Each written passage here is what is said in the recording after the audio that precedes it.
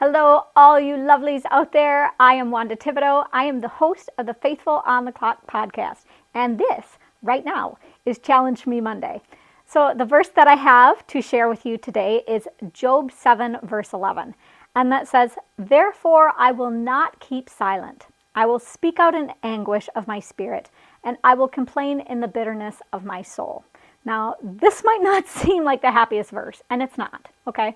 But the reason why I picked it is because I think that there's a lot of things, whether it's in your personal life or in your work, that can really kind of get to us. And those things are not our fault, right? Like, for example, it's not your fault that in the majority of states, one income isn't enough to pay rent, okay? So like those kinds of things, maybe a decision that your boss made that makes you suffer. Maybe the boss didn't mean that, but that's the way the cookie crumbles.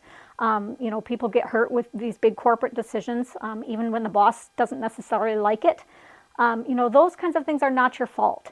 And I think sometimes what happens is we get in this concept of, well, I just can't say anything because, nobody likes a Debbie Downer. Nobody likes complaints.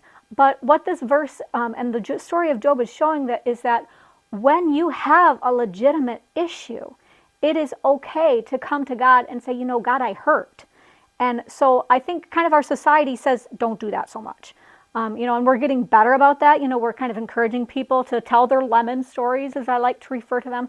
But I really want you to understand that you can go to God with those too. It is okay to say, God, this is how I'm feeling. I'm going to complain because it's not my fault and I'm struggling, okay? So if you are struggling, please do that. Go pray to God and tell him that that's honestly how you feel, okay? That's the challenge. So go ahead and do that as much as you can this week. Get things off your chest. He will help you, okay? The discussion questions are up top. I will also email those to you for free if you sign up for the email list at faithfulontheclock.captivate.fm.